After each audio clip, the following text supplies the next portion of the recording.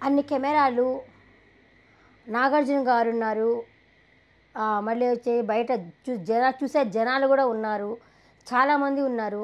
అంతమంది ఉన్నా కూడా టాస్క్లో తప్పు జరుగుతూ ఉంటే తప్పు అని చెప్పాలి కదా.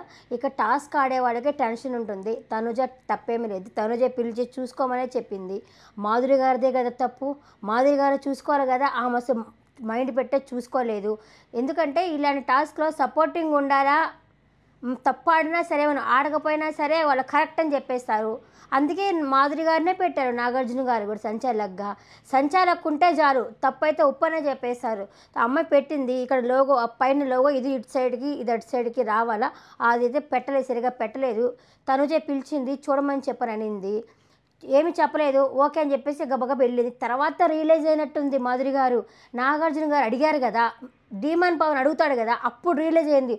ఓహో నేను చెప్పానా అని అనుకున్నట్టుంది.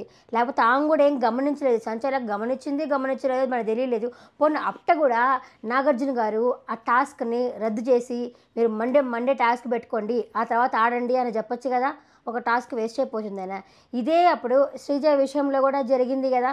ఆ బెలూన్ దగ్గర శ్రీజ బజర్ కొట్టిన తర్వాత పవన్ కళ్యాణ్ వేశాడు అని చెప్పనంటే, మేము చూస్తున్నాం కదా శ్రీజ, లేదు బజర్ కొట్టకముందే వేశాడు అని చెప్పి నాగార్జున గారు చెప్పారు కదా. పోనీ టీం వాళ్ళు ఉన్నవాళ్ళు చెప్పుంటారు చెవిలో మైకులో అనుకోవచ్చు. నాగార్జున గారు చెప్పాలి కదా, అక్కడ టాస్క్ అనేది ఫౌల్ ఆడుతున్నారు అని చెప్పాలి కదా. ఆయన ఎందుకు చెప్పలా? ఆయన చెప్పలా. టీం మళ్ళీ వచ్చి మాట మాధురి గారిని అడుగుతున్నారు, ఏం మాధురి చెప్పావా చూసావా మాధురి అంట, నేను చూశాను కరెక్ట్గానే పెట్టింది, అంత మాత్రం కూడా ఎవరు పెట్టలేదు అని చెప్పాడు. అంటే గబగబా పెట్టేస్తే ఫౌల్ ఆడితే అది ఓకేనా? గబగబా పోయి టెన్షన్లో పెట్టేస్తారు, అది ఓకేనా? లోగో తప్పు పెట్టినా ఓకేనా? అదట్ట ఓకే అవుతుంది. మాధురి గారిని ఎందుకు అడగలేదు? అప్పుడు రీతి విషయంలో కూడా నాగార్జున గారు అడిగారు కదా, నువ్వు ధీమాన్ పవన్ దగ్గర నువ్వేంటి అంత బయాస్డ్గా చేసావా నువ్వు అని చెప్పి రీతిని అడిగారు కదా. అలాగే మాధురి గారిని కూడా నువ్వు చేసిన తప్పు సంచాలక్గా నువ్వు తప్పు అని చెప్పి ఎందుకు అడగలేదు అంటే భయపడ్డా? మేనేజ్మెంట్ కోటలో ఉన్నానని చెప్పి చూస్తున్నాడా? ఎందుకంత భయపడ్డాము? ఆమెకి ఏమైనా బయట తోపా మాధురి? ఏమన్నా తోపైతే భయపడతారా? బిగ్ బాస్ హౌస్కి వచ్చినప్పుడు అందరూ ఒకటే కదా, అందరిని ఒకటేగా చూడాలి కదా. నువ్వు సంచాలక్గా రాంగ్ డెసిషన్ తీసుకున్నా ఎందుకు చెప్పలేకపోయాడు అని తెలియలేదా? అన్ని కెమెరాలు ఉన్నాయి తెలియలేదా? అది ఎలా డెసిషన్ తీసుకుంటారు? తప్పే కదా. ఇప్పుడు గబగబా పోయింది, ఫాస్ట్గా పెట్టేసింది, అది కరెక్ట్ అయిపోతుంది. అంతటి దానికి బొక్క వారు సంచాలకులు, మేము చూసే నేనైతే చాలు గబగబా అక్కడ కూర్చుంటున్నాము, చూసే జనాలు, అన్ని లైట్లు, వచ్చిన ప్రేక్షకులు అన్నీ వేస్ట్ దండగా. మీరు బిగ్ బాస్ మీరు ఒకరిని అనుకుంటున్నారు, వాళ్ళకి కప్పిచ్చేయండి. ఒక విన్నర్ అనుకుంటున్నారు, ఒక రన్నర్ అనుకుంటున్నారు, వాళ్ళకి కప్పిచ్చేసి ఎట్లా 50 రోజులు అయిపోయింది, బిగ్ బాస్ని క్లోజ్ చేసేస్తే ఎవరి పనులు వాళ్ళు చూసుకుంటారు. ఇంకేదైనా మూవీ రివ్యూలు చెప్పుకుంటారు, ఇంకేమన్నా చేసుకుంటారు. ఎంతసేపు వన్ సైడ్ అయితే అయిపోతూ ఉంది. సీజన్ మాత్రం ఏమీ నచ్చట్లేదు, వేస్ట్ అనిపిస్తూ ఉంది. అది బిగ్ బాస్ అది చూసే లవర్లకే ఆ బాధ ఏంటో తెలుస్తుంది. ఏమీ లేదు అక్కడ. మళ్ళీ తనుజ లోపలికి పిలిచి, ఏంటన్న ఏమన్నా ప్రాబ్లమా, ఏమైందో చెప్పు అంటే, ఒకవేళ హెల్త్ బాగలేదు అట్లా అడిగారేమోలే, అమ్మాయికి హెల్త్ బాగలేదు కదా అందుకే లోపలికి పిలిచి, ఏం తనుజ ఏమన్నా ప్రాబ్లం అంటే, అదేమీ లేదు అని చెప్పననింది. సరే ఇంకా ఆయన్ని కూడా పిలిచారు, పవన్ కళ్యాణ్ని పిలిచారు, ఏంటి చెప్పు, సేవ్ అయితే చెప్తా అన్నావు కదా అని పిలిచారు. పోనీ అందరి ముందు అయితే ఆ రూమ్కి వచ్చి చెప్పు అన్నారు. ఎందుకు ఆ రూమ్ వాళ్ళకి రాసిచ్చేసేయండి అని మాట్లాడేసుకుంటారు కదా. ఆ రూమ్కి పిలిచి ఏమైంది అంటే, లేదు ఆమె నా అంతకుముందు లవర్ ఇలాగే ఉంటుంది, ఆమెకి హెల్త్ బాగాలేదు కదా, ఎలాంటి కాకూడదని కోరుకున్నానని చెప్పి ఆయన ఏడ్చాడు. ఆయన వెళ్ళిందే ఆమె కోసం, తనుజ కోసమే అన్నట్టే అనిపిస్తూ ఉంది. ఒకవేళ విన్నర్ అవ్వాల్సిన క్వాలిటీ ఉంటే కూడా తనుజను విన్నర్ చేసి తప్పుకుంటాడేమో పవన్ కళ్యాణ్ అని అనిపిస్తూ ఉంది. ఎందుకు మీకు కావాల్సిన వాళ్ళు మీరు ఇచ్చేయండి. ఆ మాధురి గారు కూడా రీతు చెప్తున్నది, రీతు అట్ట పోతున్నప్పుడు కీ గురించి చెప్పలేదు, తనుజ పోయిన వెంటనే కీ గురించి తీసుకో అని చెప్పేసి అంటా ఉంది.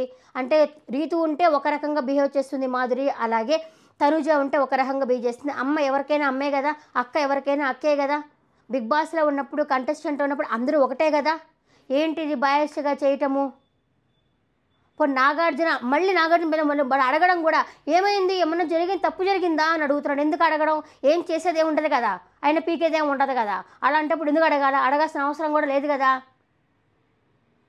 అసలు ఏంటి అంత ఫాలో ఆడుతూ ఉన్నారు ఒక్కొక్కరు.